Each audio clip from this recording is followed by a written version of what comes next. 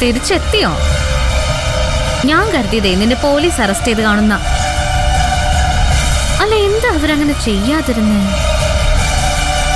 അല്ല, സാധാരണ ഒരു സംശയം തോന്നിയപ്പോലും എടുത്തോണ്ട് പോയി കൊഞ്ചിർത്തി ഇടിച്ച് ഇല്ലാത്ത സത്യം കൂടി പറയിപ്പിക്കുന്നവരാണല്ലോ ഇവര്. നിന്റെ കാര്യത്തിൽ എന്തു പറ്റി? എന്നമ്മനെ കാശിറക്കിയോ? അമ്മ എന്തിനാ വന്നേ? ഏതമ്മ? എന്റെ അമ്മ. അല്ലാതെ അമ്മയോട് ചോദിക്കുന്നല്ലേ മാന്യത? വിളിച്ചിട്ട് അമ്മ ഫോൺ എടുക്കുന്നില്ല. ഇങ്ങനൊന്നും ആയിരുന്നില്ലല്ലോ അമ്മയും മോനും. ഇപ്പൊ എന്തു പറ്റി? തമ്മി തല്ലി പിരിഞ്ഞു രണ്ടുപേരും. മതി. എന്റെ അമ്മ നിന്നെ കാണാൻ വന്നത് എന്തിനാണെന്ന് എനിക്കറിയണം. അത് തന്നെ വച്ച മലയാളത്തിൽ അങ്ങോട്ടേക്ക് പറഞ്ഞത്. പോയി അമ്മയോട് ചോദിക്കാം. അതെ, സ്വന്തം അമ്മയല്ലേ, ഒറ്റ മോനും. മകൻ ചോദിച്ച അമ്മ സത്യം പറയാതിരിക്കൂ? നിന്നെ കൊണ്ട് പറയിക്കാൻ എനിക്കറിയാവടി. എന്നാ പിന്നെ മോൻ ആ വഴി നോക്ക്. എന്തിനാ വെറുതെ എന്റെ സമയം മെനക്കെടുത്തുന്നേ?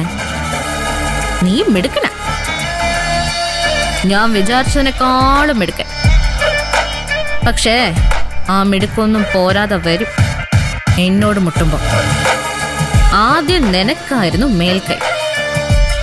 ഇപ്പൊ അത് പോയടാ. ഈ കൈ കണ്ടോ? ഇതിലെ രേഖകൾ കണ്ടോ? അതുപോലെ അറിയാം എനിക്കിപ്പോ നിന്നെ.